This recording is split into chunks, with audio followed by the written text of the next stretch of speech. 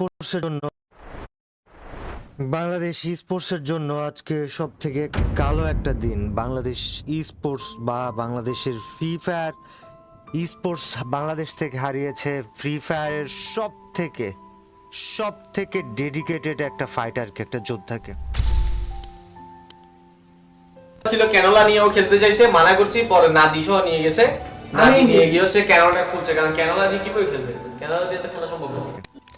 আমরা কথা বলতেছি জেবি চিতাকে নিয়ে, এবং আজকে আমি কোনোভাবেই চিতা ছাড়া অন্য কোনো টপিক, অন্য কোনো কিছু, অন্য কোনো চিন্তা আর মাথায় আনতেই পারতেছি না। গাইজ, আমি তোমাদেরকে আজকে একটু জেবি চিতাকে চেনাবো।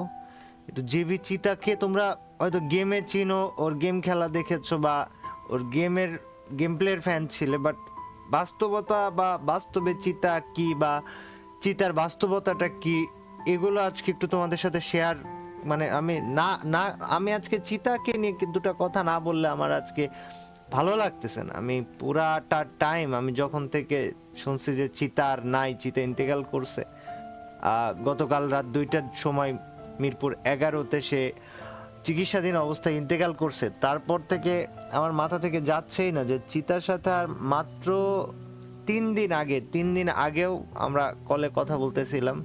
তো ওই সময় চিতা বলতেছে যে ভাই, আমি ইন্ডিয়া যাব, আমি ইন্ডিয়া যে আমার আমার আমার অপারেশন করাবো ভাই, আমি দোয়া করেন, আমি সুস্থ হয়ে ফিরে আসতে চাই ভাই, আমি সুস্থ হয়ে ফিরে আসি ভাই, দোয়া করেন।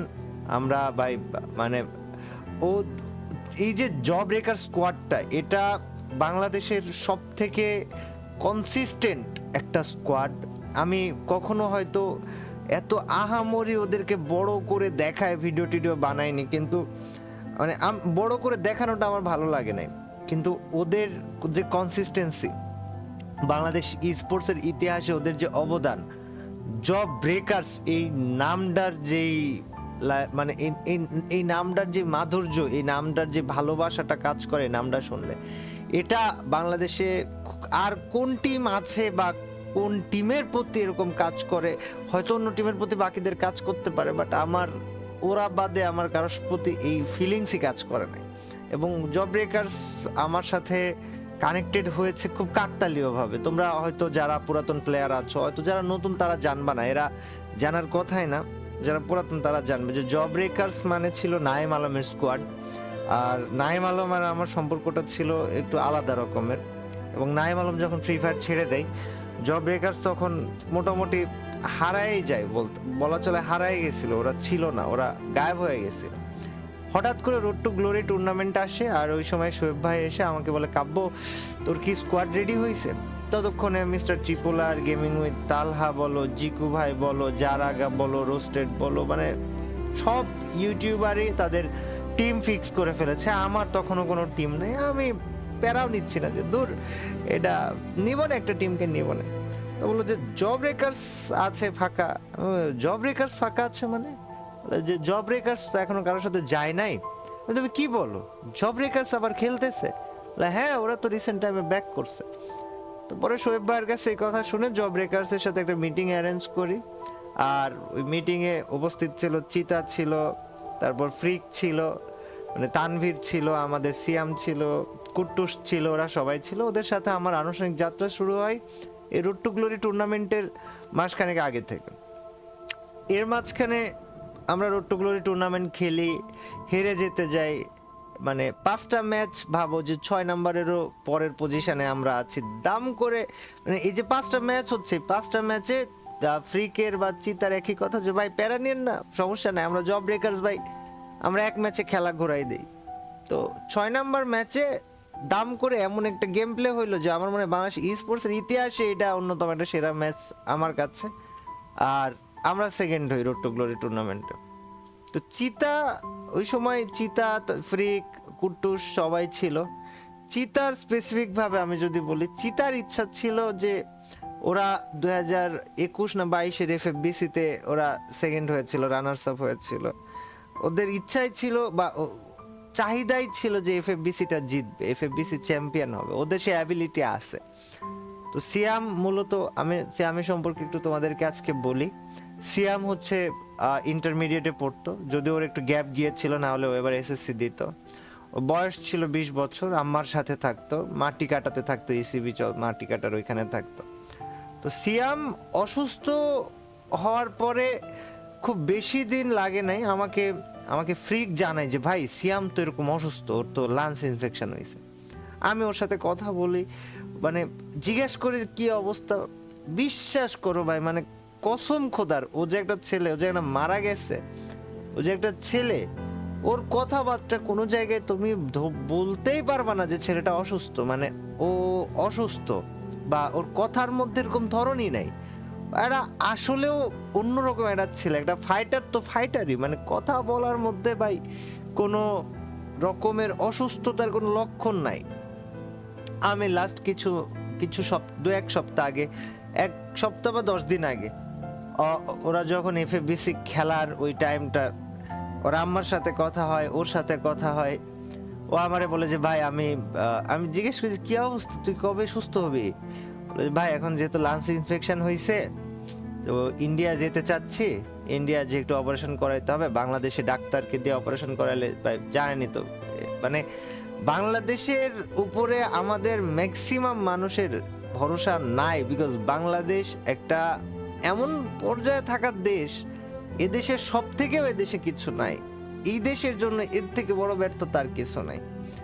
আমার ছোট ভাই চিতা সিয়াম যে বেঁচে নাই, সিয়াম বলছে যে ভাই বাংলাদেশে চিকিৎসা করাবো না, আমি ইন্ডিয়াতে ভাই টিকিট করাইতে দিতেছি বা ভিসা করাইতে দিতেছি, আমি ইন্ডিয়াতে যে অপারেশন করবি। কয়েকদিন আগে কথা বললাম, আমি তোমাদেরকে বলি, ওর সাথে আমার লাস্ট কথা হয় হচ্ছে জুনের 30 তারিখে। ও বলে যে ভাই ভিসা অ্যাপ্লাই যে করবে, ওনাকে টাকা পাঠাতে হবে।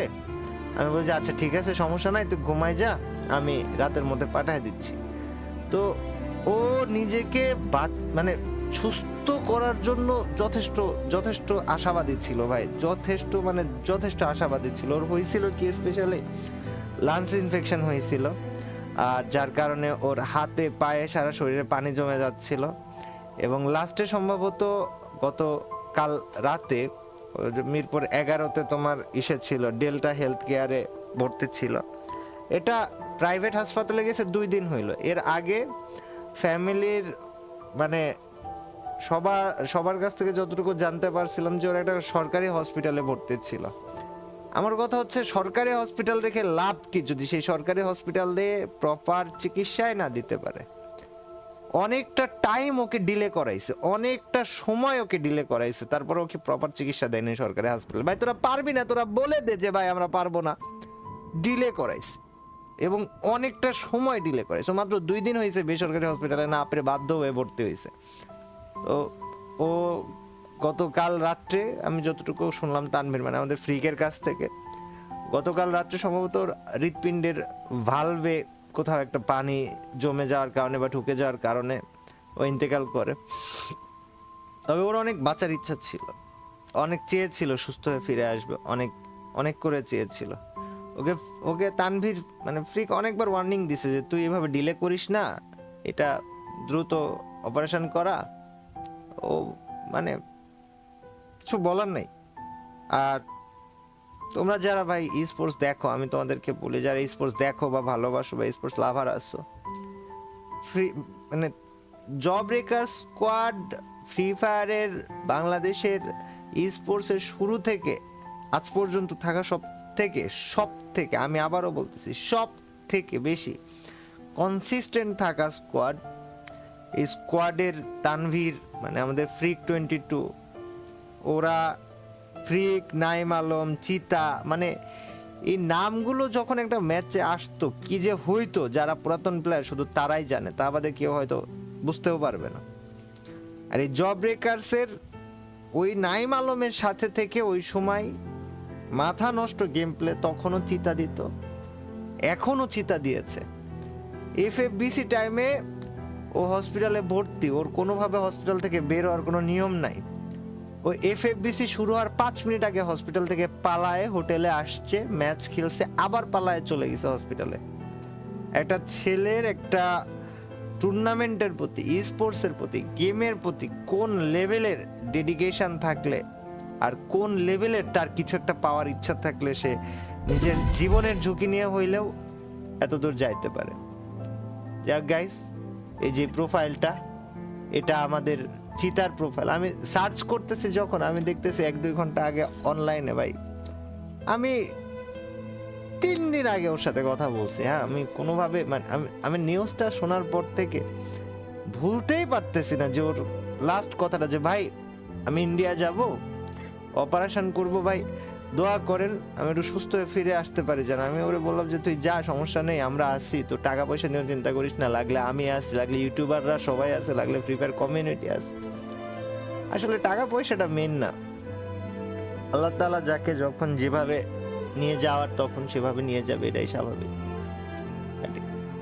এই চিতা নামটা তোমরা আজীবন মনে রেখো।